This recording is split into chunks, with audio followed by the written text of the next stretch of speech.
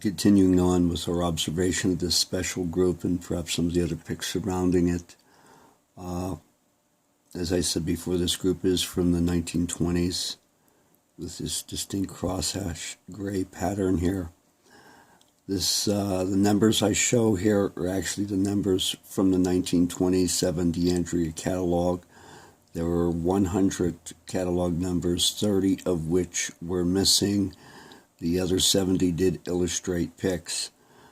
Going to the centerpiece here, this large triangle was labeled number 29. Now the thing about the triangle, at this time during the 20s, I searched 15 catalogs that I had from the late 1800s to 1930, and it was only DeAndrea that offered a large triangle such as this one.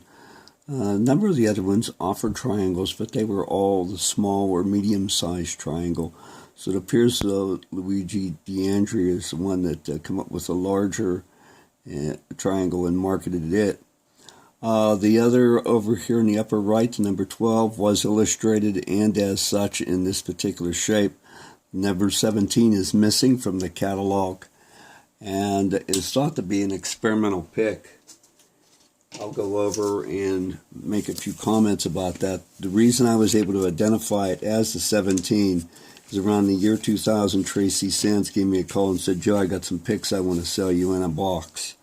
It was a DeAndrea display box, small countertop display, and each of the 6 compartments had picks in it. All were in the correct compartment and identified with a pick number and the corresponding picks in them. Now, 5 of those picks, I knew their shape and their corresponding number, but it had a number 17, and this was the number 17, and there were 5 of these picks in here. But when we go back to Will Hoover's book from 1995, and he was in direct contact with Tony DeAndrea, grandson of Luigi, it says here on page 32, Luigi DeAndrea experimented with numerous shapes. These 2 from the 1920s, an ice cream cone shape and a pick with 3 different points, are not found in any known catalog listings.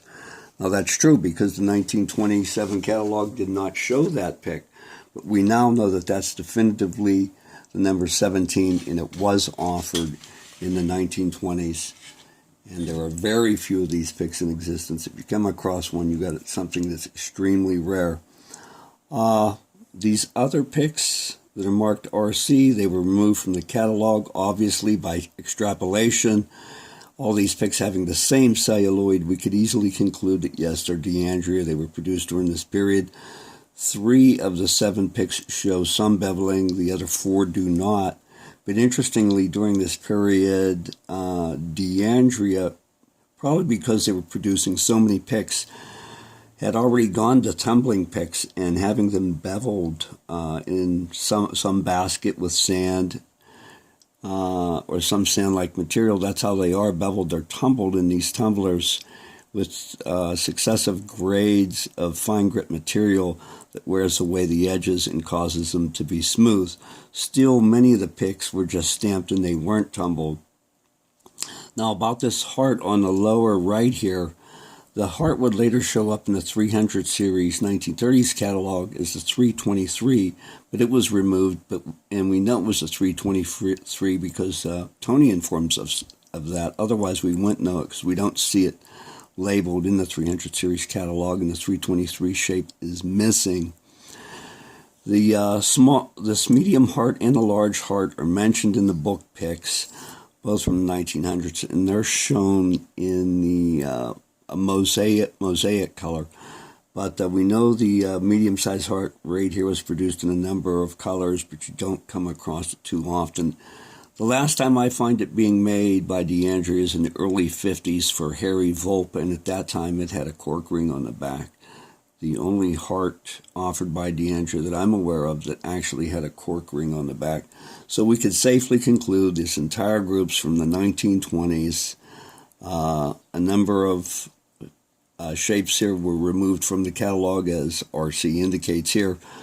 And in the book by Will Hoover, they're often referred to experimental picks, which they may have been. They experimented with them on the market, maybe produced in the thousands, offered for a year or two, and then removed from the catalog.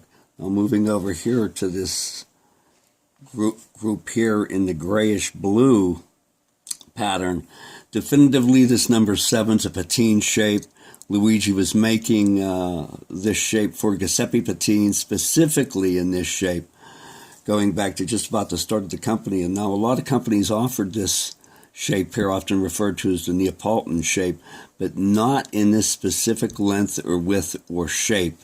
Also, we have a very rare number 2 here. That's right, this is the second shape DeAndrea produced. The number 1's actually a longer version of this. So we use these picks that we know of to extrapolate the ages of other picks. Now going down to here, here's 2 other shapes from the 1920s catalog, experimental and removed from the catalog. We know they're DeAndrea because these are specific DeAndrea shapes right here. And over here on the far right, they're using wood grain as far back as the 1920s. And once again, we see a number 17. So it's by this process of extrapolation that pick dates are often determined. That's why it makes it so difficult to date some older picks that we just have singles of without them having some characteristic that could be associated with another pick whose age is known. So I just wanted to mention that to you, and I hope you enjoyed this video on the 14 special groups of DeAndrea pattern picks. And next video we'll be seeing even more pattern picks. Thanks. Bye-bye.